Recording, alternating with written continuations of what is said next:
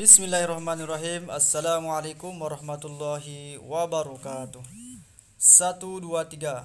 Kita mulai bahas soal ilmu pengetahuan sosial. Sebelumnya kita sudah bahas soal bahasa Indonesia PKN. Nah, pada kesempatan kali ini kita bahas soal ilmu pengetahuan sosial dimulai dari nomor 31. Rumah adat itu dari Pulau Lombok yang namanya.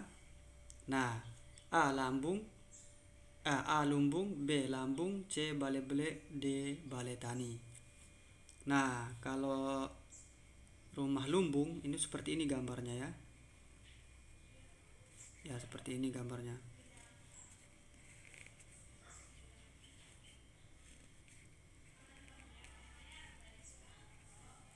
Ya, ini ikonnya NTB ya. Rumah lumbung tuh seperti ini. Jadi banyak kita temukan di Desa Sade, termasuk juga di desa-desa yang lain ya, di Lombok Utara, di Lombok Timur ya, Lombok Barat. Nah, kalau lambung ya yang B dulu kita lihat. Kalau yang jelas yang A bukan ya, karena lumbung itu ini seperti ini gambarnya. Ya, kita kasih tanda min ya. B. Lambung. Lambung ini adalah pakaian adat wanita ya, suku Sasak. Jadi bukan ini jawabannya. Bale Bele. Nah, ada istilah Bale Bele tapi ini bukan ya. Ada juga di desa Gumantar ya, desa saya itu ada rumah Bale Bele. Bahkan desa pun ada namanya Desa Bele. Coba kita lihat yang Bale Tani. Nah, jadi anak-anak, rumah adat dari Pulau Lombok itu ada dua, yaitu rumah lumbung dan bale tani ya. Bale lumbung maksudnya, bale lumbung dan bale tani. Bale lumbung itu digunakan untuk menyimpan hasil panen oleh masyarakat suku Sasak, sedangkan bale tani itu digunakan untuk tempat tinggal. Jadi yang benar yang D ya. Ini bale tani digunakan untuk tempat tinggal, sedangkan ini bale lumbung ini bukan tempat tinggal ini ya, tapi digunakan untuk menyimpan hasil panen. Oke, baik, kita langsung ke nomor 32. Bahasa daerah suku Embojo yang berada di Pulau Sumbawa. Ya, berada di Pulau Sumbawa bagian timur ya. Bahasa Sasak. Nah, kalau bahasa Sasak itu daerah Lombok ya, di Pulau Lombok.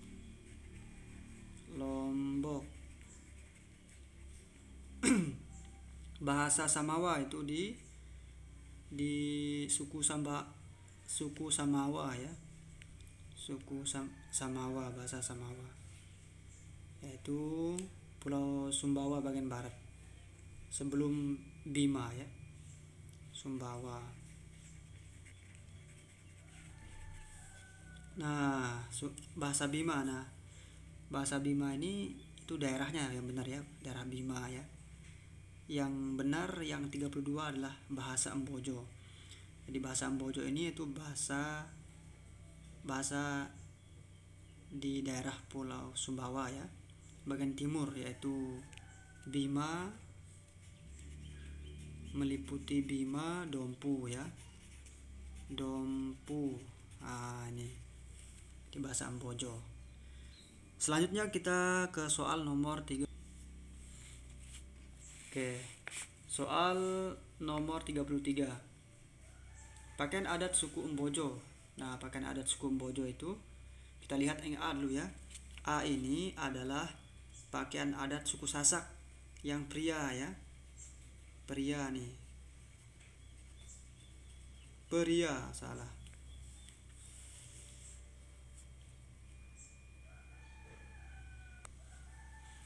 Langsung ke nomor 33. Pakaian adat suku Embojo. A. Pengon, B. Lambung, C. Bodo, D. Rimpu. A itu pakaian adat suku Sasak ya, untuk yang laki-laki ya, yang laki-laki. Kalau yang lambung sebelumnya kita sudah dibahas ya, itu pakaian adat suku Sasak bagi yang perempuan ini ya, yang perempuan.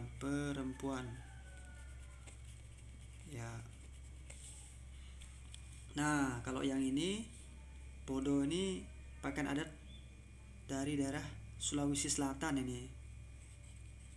Sulsel, Sulawesi Selatan. Yang benar rimpu ya. Nah, pakaian adat suku Umbojo namanya rimpu. Nah, pasti anak-anak orang suku Umbojo pasti kenal ya. Selanjutnya nomor 34. 1. Menyediakan berbagai jenis barang kebutuhan. 2. Menyalurkan barang ke konsumen. Nah, dari dua fungsi di atas adalah merupakan fungsi dari bidang jasa titik-titik. A. Distribusi, B. Konsumsi, C. Produksi, D. Retribusi. Jadi untuk menjawab soal nomor 34, anak-anak harus mengerti istilahnya ya. Istilah dalam usaha ekonomi ya. Distribusi, konsumsi, produksi, retribusi. Harus anak-anak kenal, harus anak pahami. Distribusi itu kegiatan ekonomi ya. Kegiatan ekonomi menyalurkan barang dan jasa dari produsen ke konsumen ya. Dari produsen ke konsumen. Lagi sekali distribusi itu kegiatan ekonomi ya. Menyalurkan barang dan jasa dari produsen ke konsumen. Nah, pelaku distribusi ini disebut dengan distributor ya. Nah, pelakunya disebut dengan distributor ya, distributor. Oke, distributor. Sedangkan konsumsi, nah konsumsi ini kegiatan menghabiskan ya, menghabiskan nilai suatu barang, nilai guna atau nilai jual suatu barang. Nah, pelaku konsumsi itu disebut dengan konsumen ya, pelakunya konsumen.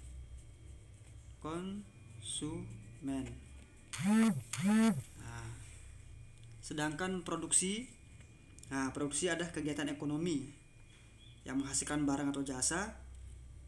Pelaku kegiatan ekonomi di bidang produksi ini disebut dengan produsen ya. Produsen ini produksi, pelakunya disebut dengan produsen ya. Nah, kalau ini bukan istilah di kegiatan ekonomi ya. Retribusi ini berkaitan dengan pajak. Retribusi itu apa istilahnya nih? Pungutan ya. Pungutan. Biasanya pungutan, misalnya pungutan pemerintah Kota Mataram misalnya terhadap tukang parkir ya, terhadap jasa parkir karena atas diberinya izin ya gitu. Misalnya retribusi membangun mall, retribusi membangun tempat jualan misalnya di epicentrum ya. Nanti ada di sana retribusinya ke pihak pemerintah, pungutan namanya. Jadi kalau kita lihat dari istilah-istilah ini, kira-kira mana yang benar? A, B, C, dan D. Jadi yang benar adalah yang A. Ya, menyalurkan barang ke konsumen ya, dari produsen ke konsumen. Kemudian yang nomor 35. 1. Bercocok tanam di ladang. 2. Mengail ikan di laut. 3. Mencetak batako. 4. Memelihara ikan air tawar. Dari 4 usaha ekonomi di atas adalah merupakan kelompok usaha titik-titik. A. Berkelompok dan mandiri mengolah hasil panen. B. Berkelompok dan mandiri mengolah hasil alam. C. Berkelompok dan mandiri mengolah hasil laut. D. Berkelompok dan mandiri mengolah hasil hutan. Oke, A. Berkelompok dan mandiri mengolah hasil panen. Ya, ini kurang tepat ya, karena ini bukan, kalau ini bisa dibilang panen ya. di ladang. Kalau ini bukan panen ya, ini. Jadi kurang tepat. Coba kita lihat yang B, berkelompok dan mandiri mengolah hasil alam. Ya, ini mungkin yang benar. Ya, coba kita lihat yang C dulu. C, berkelompok dan mandiri mengolah hasil laut. Jadi bukan hasil laut aja, di sini ada ya dari darat ya, dari bercocok tanam ya, memelihara ikan di air tawar. Jadi kurang tepat mungkin ini. Yang D, berkelompok dan mandiri mengolah hasil laut, mengolah hasil hutan. Nah, yang tepat adalah yang B. Nomor 36. Nah, nomor 36 ini berkaitan dengan usaha ekonomi yang dikelola oleh kelompok ya.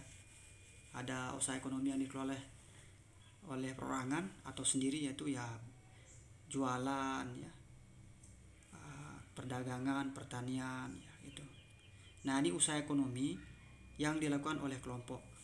Nah, jadi anak-anak harus hafal, harus pahami ya apa saja jenis-jenis usaha ekonomi yang dikelola oleh kelompok. Harus dihafal, harus anak-anak hafal untuk bisa menjawab soal seperti ini. Kita langsung saja baca soalnya. Nomor 36. Persekutuan yang didirikan oleh sekurang-kurangnya 2 orang yang menyetor modal. Pada persekutuan ini dapat 2 jenis sekutu, yaitu sekutu aktif dan sekutu pasif. Nah, ini kata kuncinya nih. Sekutu aktif dan sekutu pasif. Sekutu aktif berperan sebagai investor dan sekaligus pengelola. Sekutu pasif berperan sebagai investor tanpa terlibat dalam pengelolaan.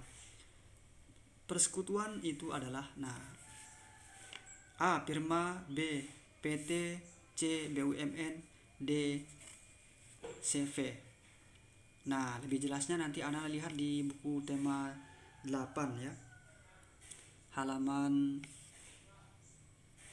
75 ya, halaman 75, tema 8 halaman 75 dan seterusnya.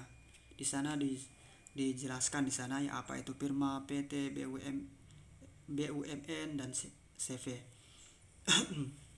Baik, mungkin sedikit saya jelaskan ya. Firma nanti anak-anak mungkin yang bisa menambahkan. Firma yaitu usaha ekonomi bersama yang didirikan oleh sekurang-kurangnya oleh 2 orang ya, oleh 2 orang sekutu. Nih, 2 orang sekutu. Jadi ciri-cirinya itu bergerak di bidang hukum dan keuangan. Kalau yang PT itu usaha ekonomi bersama yang modalnya kumpulan dari saham ya, ciri-cirinya ya, kumpulan dari saham-saham.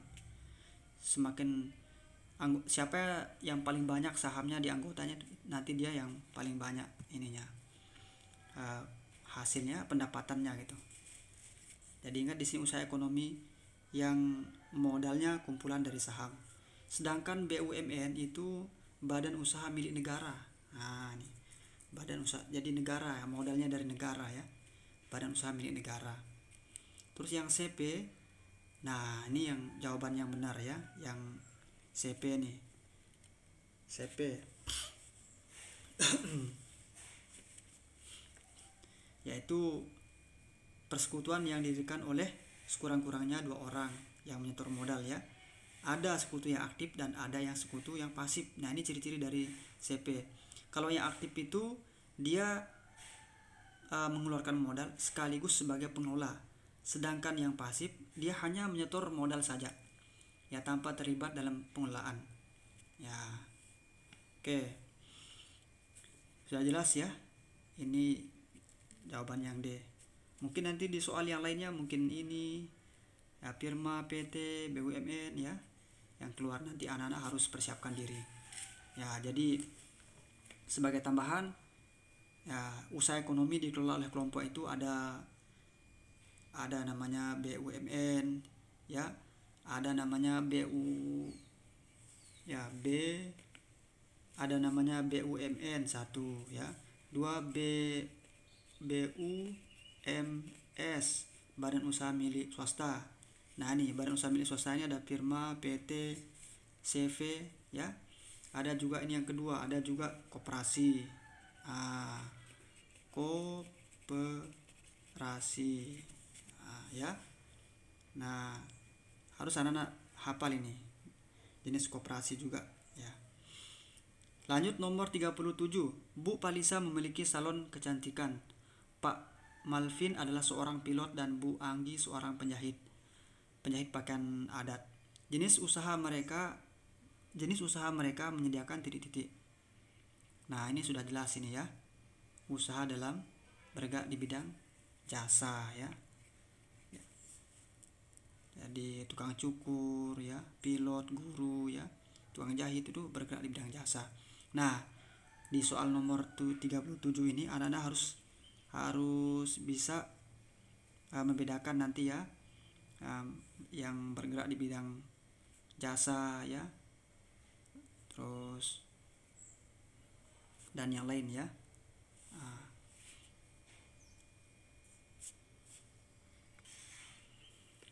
Kita lanjut soal nomor 38.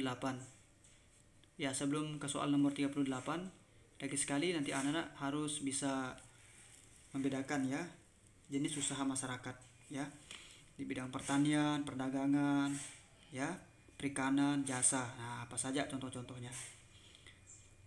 Nomor 38. Berikut ini contoh dari BUMN. Salah satunya adalah transportasi umum, PDAM, C. pengolahan pasar, D. PLN. Jadi yang benar adalah PLN ya. Nah, PLN ini bergerak di bidang energi. Jadi BUMN ini ada yang bergerak di bidang energi dan perbankan. Kalau di bidang energi ada PLN ya, terus ada PT gas ya, PT tambang batu bara ya gitu, misalnya PT BNI, PT BRI, terus PT Bank Mandiri kayak gitu ya, dan lain-lainnya, PT ini ya. Sedangkan itu yang bergerak di bidang keuangan maksudnya ya, itu yang bergerak di bidang keuangan. Sedangkan kalau bergerak di bidang energi yaitu PT PLN ya, ada juga PT tambang batu bara Bukit Asam itu ya. Nanti anak-anak juga bisa lihat nanti contoh-contoh BUMN yang bergerak di bidang energi, di bidang perbankan. Kalau perbankan ya tadi ya, PT Bank Mandiri, PT Bank BNI Indonesia ya. Nah, itu. Jadi sudah jelas di sini jawabannya adalah PLN. Nomor 39. Pengertian dari koperasi adalah titik-titik. A. Badan usaha yang dibiayai dari negara. Kalau ini BUMN ya, biaya dari negara. Badan usaha yang dibiayai dari daerah, ini BUMD. Nah, kalau C. Badan usaha yang memiliki asas ekonomi. D. Badan usaha yang memiliki asas kekeluargaan ya, ini yang benar ya. Nah, ini adalah pengertian dari koperasi. Nomor terakhir, nomor 40. Nah, nomor 40, jenis koperasi yang merupakan unit usaha bersama yang dibentuk oleh beberapa orang guna membantu anggota dan masyarakat di bidang keuangan. A. Koperasi simpan pinjam, B. Koperasi produksi, C. Koperasi konsumsi, D. Koperasi jasa. Nah, jadi anak-anak ini adalah jenis koperasi ya. Ini jenis koperasi. Nah, jenis koperasi itu ada koperasi simpan pinjam, koperasi produksi, koperasi konsumsi, koperasi jasa. Nah, Anda harus pahami ya, yang mana yang bergerak di koperasi simpan pinjam ya, yang merupakan koperasi produksi. Nah, itu. Baik. Koperasi konsumsi. Nah, misalnya ini koperasi konsumsi, yaitu koperasi yang menyediakan berbagai barang konsumsi untuk memenuhi kebutuhan sehari-hari. Contohnya beras, gula, minyak ya, sabun mandi, peralatan rumah tangga, perabot rumah tangga, barang elektronik ya, Nah, itu tujuan koperasi ini adalah untuk memenuhi konsumsi ya, untuk memenuhi kebutuhan konsumsi kita sehari-hari. Bagi siapa? Bagi anggotanya, dengan harga dan mutu yang layak gitu ya. Nah, ini dengan harga yang terjangkau lah. Dengan harga yang terjangkau. Jadi kata kuncinya kalau koperasi konsumsi itu menyediakan bahan-bahan yang kita konsumsi ya, kebutuhan kita sehari-hari. Sedangkan untuk koperasi simpan pinjam. Koperasi simpan pinjam yaitu koperasi yang menyediakan layanan simpan pinjam ya. Ya, koperasi yang menyediakan layanan ya simpan pinjam supaya kita bisa meminjam lah gitu. Koperasi jenis ini nanti menerima anggota, selanjutnya usaha menerima simpanan dari anggota ya. Menerima simpanan dari anggota, selanjutnya uang simpanan yang telah terkumpul dipinjamkan ke anggotanya. Nah, ya. Lagi sekali kata kuncinya itu simpan pinjam ya, orang menyimpan ya, anggotanya menyimpan dan kumpulan dari simpanan itu nanti akan dipinjamkan kepada anggotanya ya, kepada anggota yang membutuhkan. Nah, ya. Terus kalau koperasi produksi yaitu koperasi yang menyediakan bahan baku produksi dan penyaluran dari produksi anggotanya. Contoh misalnya koperasi ini pengusaha apa namanya, gerabah ya, pengusaha batik, pengusaha tahu tempe, nah itu ya, pengusaha banyak ya, pengusaha keripik singkong misalnya itu. Ini koperasi produksi. Selanjutnya koperasi jasa. Nah, kalau koperasi jasa itu koperasi yang menyediakan layanan jasa. Contohnya koperasi angkutan ya. Nah, ini. Jadi kalau kita lihat dari pembahasan tadi, yang benar adalah koperasi simpan pinjam ya. Biasakan kita simpan uang ya. Nah, yang kita simpan nih koperasi, kita baca jenis usaha bersama yang dibentuk untuk beberapa orang guna membantu anggota dan masyarakat di bidang keuangan. Nah, ini namanya koperasi simpan pinjam. Jadi jawaban yang tepat adalah yang A. Demikian pembahasan soal IPS, mudah-mudahan bisa membantu teman-teman untuk menghadapi ulangan. Sekian, assalamualaikum warahmatullahi wabarakatuh.